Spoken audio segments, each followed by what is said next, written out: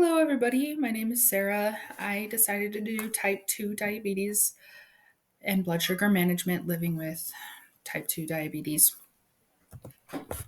So, the core concepts will be the definition, genetic testing, plan of care for patients, and patient resources, as well as the poster.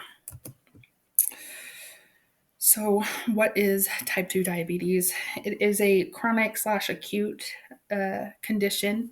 It is um, characterized by the body's resistance to insulin or impaired insulin secretion. It is a genetic disorder. It's also uh, acquired through certain lifestyle habits. It can be passed down from generations. But the main risk factors and causes of this disorder are going to be um, genetics, obesity, lack of physical activity, and just general unhealthy diet and lifestyle. With prolonged unhealthy eating, weight gain, and lack of exercise, the body will eventually start to get tired. The pancreas starts to kind of stop working as well. The secretion of insulin isn't as effective. A lot of times with insulin resistance, you'll see the body is not utilizing the insulin that is secreted as well. So you'll see this in polycystic ovary syndrome in women. If the ovaries have cysts on them, it causes a hormone imbalance and therefore increases the risks of insulin resistance, where the body's producing insulin, but the body's just not using it right. And so you're going to see symptoms like possible increased thirst and urination. You're going to see fatigue, maybe some blurred vision, some slow healing of wounds.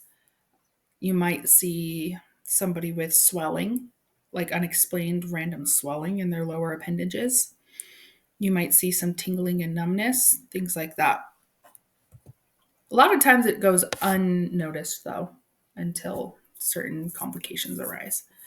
So, with genetic testing, some things that you can use to kind of test for the risks of type 2 diabetes are um, this testing called GWAS. GWAS.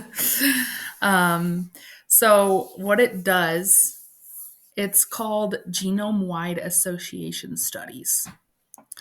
So, it just will help us kind of see if there's a certain gene, a variant. It identifies genetic variants so associated with the risks, the increased risks of inheriting or developing type 2 diabetes. It's not necessarily super needed. It's just something available if somebody were to want to spend the money, or if they had the resources and the money available, they could get this test done just to kind of see what their body is like and what kind of situation they're in as far as health goes. But you could look at your family line and see who has had it and who hasn't, and therefore kind of predict that I might be at risk for this. So I'm going to live a life that's a little more careful in order to avoid this. For example, my grandfather had type 2 diabetes, and then and his sister had it as well. Then my grandpa's daughter got it, so my aunt, she has it. So therefore I'm a little bit at higher risk, I think.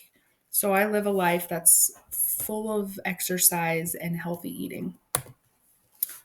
So, plan of care kind of goes along with that. You're going to have lifestyle modifications. So, importance is in a healthy diet. A healthy diet is super important.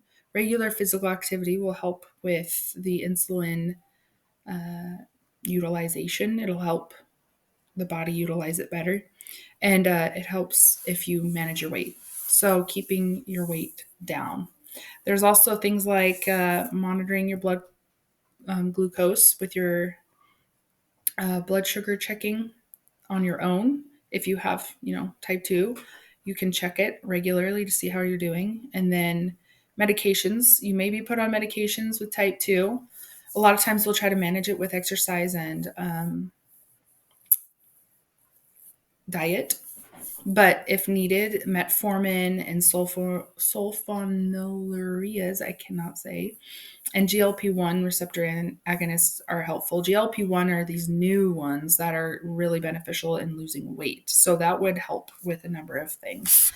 And then um, regular health checks with your provider is going to be very important. Checking in with your provider every year, you're going to be held accountable to somebody with maintaining a healthy weight and lifestyle, and you'll be able to get your A1C checked there to see how you've been doing for a period of time.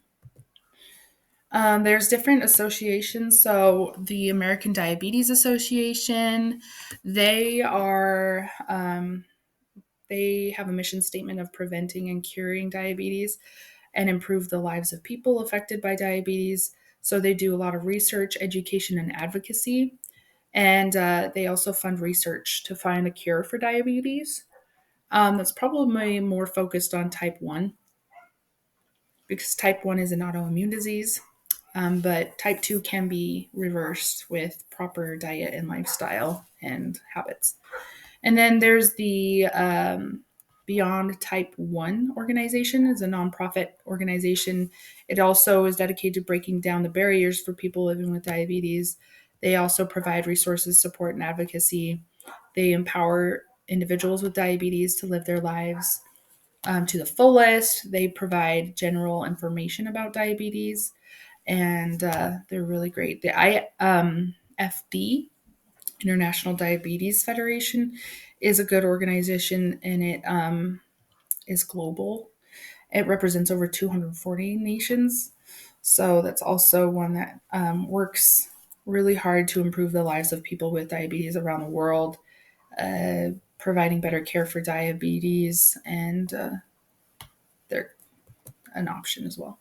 So the poster kind of goes over the basics of what type 2 is, how you get type 2, the risk factors, and how to promote healthy lifestyle, why we want to promote healthy lifestyle with maintaining blood sugars and diet and exercise. And then that also goes into preventative care and supportive therapies and how important it is to have your daily or your yearly checks with your provider.